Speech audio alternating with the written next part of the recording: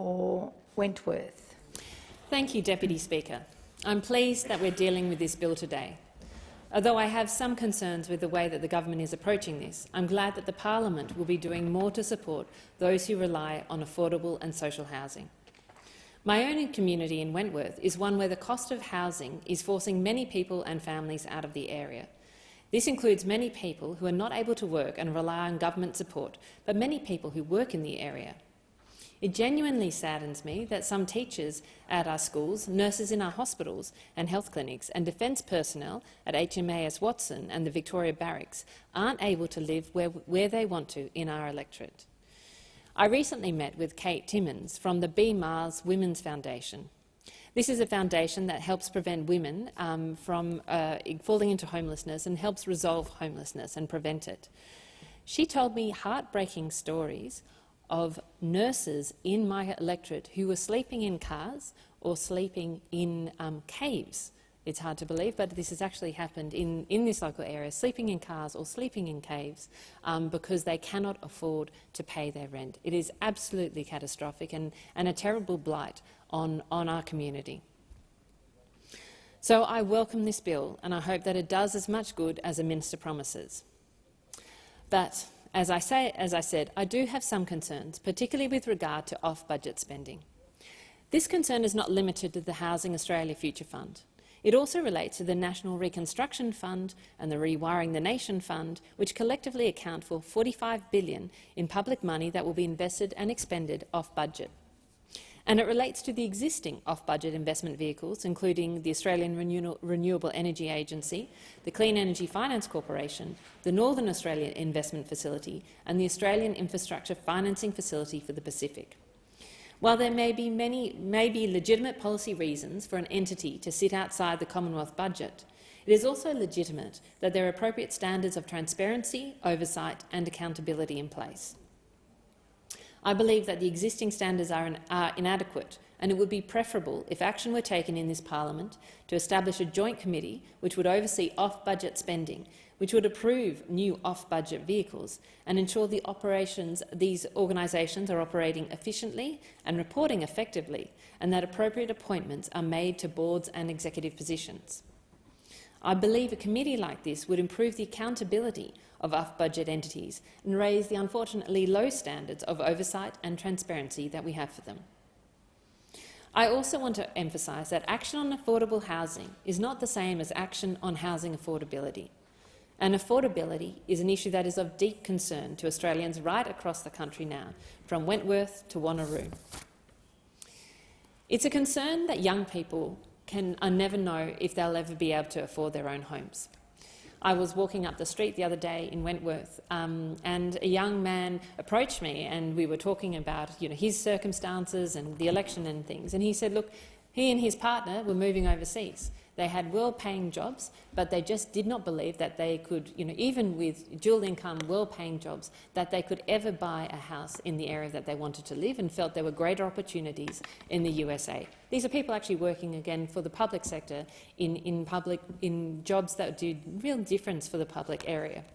And so, and it's not just the young people who are concerned about this. I hear this as much from parents and grandparents who are concerned that their children and their grandchildren will not have the same opportunities as they did when they were growing up. And the sad truth is that we've seen very little substantive action on housing affordability by either major party for many years.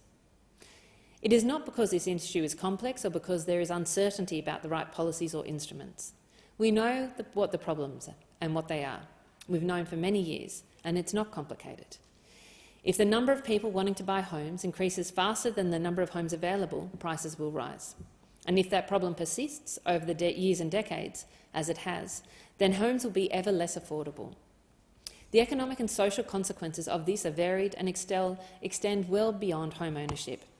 It means that young people must save for longer to afford a deposit, that mortgages are larger, and that households are more sensitive to changes in interest rates. There's also convincing evidence that people defer having a family until they've secured a deposit and a home. They are less likely to have children, and those who do tend to have smaller families. Australia's falling fertility rate is a real concern to anyone who thinks about the long-term future of our country, and limited housing is one of the most important drivers. Expensive housing also means that people are less willing to change jobs, not if it means a long commute or having to sell the family home or relocate to another city or state.